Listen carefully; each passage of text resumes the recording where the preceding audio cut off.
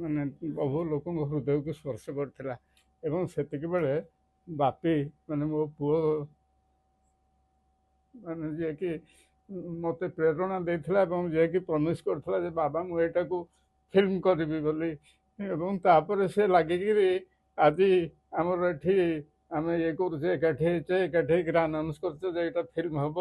ଏବଂ ସେ ଫିଲ୍ମର ଦାୟିତ୍ୱ ସେ ନେଲା, ବାପି ସବୁ କରିବ ଏବଂ ସେ ନିର୍ଦ୍ଦେଶକ ରହିବ। ସିଏ ତାର ବାପି ଯେ ଭେରି ଗୁଡ୍ କ୍ୟାମେରାମ୍ୟାନ୍, ସେ ଏକ୍ସେଲେଣ୍ଟ କ୍ୟାମେରାମ୍ୟାନ୍। ସେ ମୁଁ ଯେତେବେଳେ ଇଟିଭିରେ କାମ କରୁଥିଲି ସେତେବେଳେ ବାପି ମୋର କ୍ୟାମେରାମ୍ୟାନ୍ ଥିଲା ଏବଂ ବହୁ ଦୁଃସାଧ୍ୟ ଜାଗାକୁ ଯାଇକରି ଆମେ ଫଟୋ ଉଠାଉଥିଲୁ।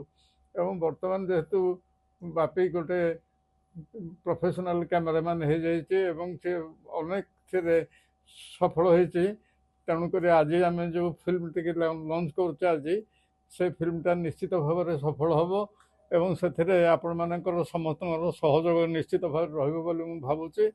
ଏବଂ କ୍ରିସମାସ ଗପଟା, ସେ ଗପଟା ହେଉଛି ଗୋଟେ ଖ୍ରୀଷ୍ଟିଆନ ଫ୍ୟାମିଲି ଉପରେ ଏବଂ ସେଥିରେ ଯେ ହିରୋ ସେ ଜନ୍ ହାମିଲ୍ଟନ୍ ମାନେ ବୁଢ଼ା ହେଇଯାଇଛନ୍ତି ଏବଂ ବୁଢ଼ା ହେଲା ପରେ ସେ କିଭଳି ଭାବରେ ତାଙ୍କ ସ୍ତ୍ରୀ ବି ତାଙ୍କ ସ୍ତ୍ରୀ ନାଁ ହେଉଛି ଜୁଲି ବି ବୁଢ଼ୀ ହେଇଯାଇଛି। ଏବଂ ଆଜିକାଲି ଆମେ ଯେଉଁ ଦେଖୁଛେ ପରିବାରରେ ଯେଉଁ ବର୍ତ୍ତମାନ ବାପା ମାନେ ପୁଅମାନଙ୍କୁ ପଚାରୁନାହାନ୍ତି, ପୁଅମାନେ ତାଙ୍କର ନିଜର ସଂସାର ଭିତରେ ବ୍ୟସ୍ତ ରହୁଛନ୍ତି, ସେଭଳି ଭାବରେ ଜୁଲି ଆଉ ଜନ୍ ହାମିଲ୍ଟନ୍ ସେମାନେ ତାଙ୍କ ପୁଅ ତାଙ୍କଠୁ ଦୂରେଇ ଯାଇଛନ୍ତି। ଏବଂ ଏଇଟା ହେଉଛି ଗୋଟେ ଆଧୁନିକ ସମାଜର ଗୋଟେ ପ୍ରତିଛବି ବୋଲି କହିଲେ ଅତ୍ୟୁକ୍ତି ହେବନି। ଏବଂ ତାରି ଉପରେ ହେଉଛି ଏ ଯେଉଁ କାହାଣୀଟି ଏବଂ ସେଇ କାହାଣୀଟି ଆପଣମାନେ ନିଶ୍ଚିତ ଭାବରେ ଦେଖିଲେ ସହଯୋଗ କରିବେ। ଏବଂ ସେ ଯେଉଁ ଯେତେବେଳେ ଜନ୍ ହାମିଲ୍ଟନ୍ ବୁଢ଼ା ହେଇଯାଇଛନ୍ତି ଏବଂ ସିଏ ତାଙ୍କ ସ୍ତ୍ରୀ ମାନେ ଏକଦା ସେ ଯେତେବେଳେ ବହୁତ ୟଙ୍ଗ ଥିଲେ ଏବଂ ତାଙ୍କ ସ୍ତ୍ରୀ ବହୁତ ୟଙ୍ଗ ଥିଲେ ଏବଂ ସେ ବହୁତ ଫାଇନାନ୍ସିଆଲି ବହୁତ ରିଚ୍ ଥିଲେ, ସେତେବେଳେ ତାଙ୍କ ଘରେ କ୍ରିସମାସ ଟ୍ରି ତିଆରି ହୁଏ ଏବଂ ତାଙ୍କ ଘରେ ବହୁ ଲୋକ ଆସିକରି ଭୋଜି ଭାତ ଖାଆନ୍ତି।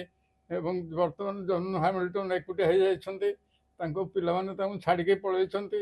ଏବଂ ତାପରେ ଜନ୍ ହାମିଲ୍ଟନ୍ ସେ ତାଙ୍କ ସ୍ତ୍ରୀ ଜୁଲି କହିଛନ୍ତି ଯେ ମୋର ଆଜି ଟିକେ ମାଂସ ଖାଇବା ପାଇଁ ଇଚ୍ଛା ହେଉଛି ଏବଂ ତାରି ଉପରେ ଆଧାରିତ ଷ୍ଟୋରି।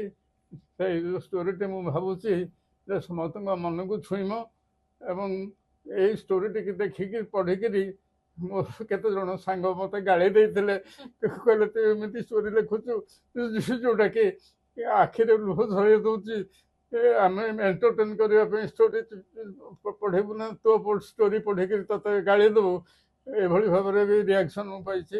ଆଉ ଆଜି ସୁଖର କଥା ଯେ ଆପଣମାନେ ସମସ୍ତେ ଏକାଠି ହେଇଛନ୍ତି ଏବଂ ଏଇ ଯେଉଁ ଇଏଟି ସିନେମାଟି ଏଇଟା ରିଲିଜ୍ ହେବା ପାଇଁ ଆଜି ତାର ଆରମ୍ଭ ହେଲା ଏବଂ ଆପଣମାନଙ୍କ ସହଯୋଗରେ ଏଇଟା ସଫଳ ହେବ ବୋଲି ମୁଁ ଭାବୁଛି। ଧନ୍ୟବାଦ।